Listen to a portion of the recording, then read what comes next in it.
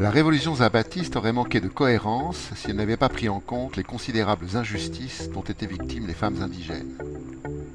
Dans le livre de Guillaume Rovira, Femmes de maïs, elles témoignent de leurs conditions, des violences subies, du mépris dans lequel les hommes les tenaient, des viols utilisés comme armes de contre-insurrection et du racisme hérité de la période coloniale. Les traditions les condamnaient à une vie de soumission et de labeur, dans le silence. Le 8 mars 1993 fut énoncé les 10 articles de la loi révolutionnaire des femmes. Article 1. Les femmes, indépendamment de leur race, croyance ou affiliation politique, ont le droit de participer à la lutte révolutionnaire aux lieux et grades que leur volonté et leur capacité déterminent. Article 2. Les femmes ont le droit de travailler et de recevoir un salaire juste. Article 3. Les femmes ont le droit de décider du nombre d'enfants qu'elles peuvent avoir et dont elles peuvent s'occuper. Article 4. Les femmes ont le droit de participer aux questions qui concernent la communauté et d'exercer des responsabilités publiques si elles sont élues librement et démocratiquement. Article 5. Les femmes et leurs enfants ont droit à la santé et à l'alimentation. Article 6. Les femmes ont droit à l'éducation. Article 7. Les femmes ont le droit de choisir leur mari ou compagnon. Elles ne sont pas obligées de se marier. Article 8. Aucune femme ne pourra être maltraitée physiquement, ni par des membres de sa famille, ni par des étrangers. Les délits de tentative de viol seront sévèrement punis. Article 9. Les femmes pourront occuper des responsabilités de direction dans l'organisation et obtenir des grades militaires dans les forces armées révolutionnaires. Article 10. Les femmes auront tous les droits et toutes les obligations en accord avec les lois et règlements révolutionnaires.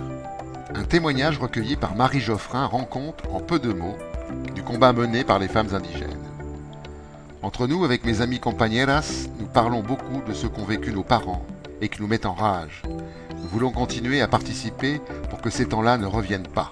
C'est pour cela que c'est important de lutter au sein de l'autonomie.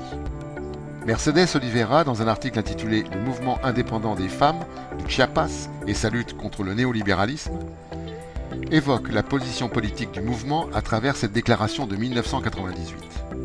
Nous, les femmes du Chiapas, nous ne voulons pas continuer à enfanter pour nourrir les armées, ni pour justifier la violence et les guerres. Nous ne voulons pas non plus continuer à fournir la main-d'œuvre bon marché pour les entreprises néolibérales. Nous soutenons les revendications d'autonomie des peuples indiens et la lutte zapatiste parce que nous croyons à la paix, dans la justice et dans la dignité pour tout le monde. Puis, en 2002, nous nous prononçons pour un monde plus juste et plus égalitaire, respectueux des droits de la personne et des souverainetés nationales, un monde incluant où toutes les femmes soient en sécurité et respectées, sans violence, sans discrimination, sans guerre, sans racisme, où la faim et la pauvreté n'existent plus.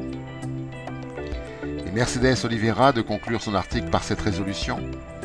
Bien sûr, notre ferme décision et notre engagement de lutte contre le néolibéralisme n'ont pas suffi à arrêter la globalisation et les politiques néolibérales, mais nous ne nous laisserons pas dominer par un sentiment d'impuissance.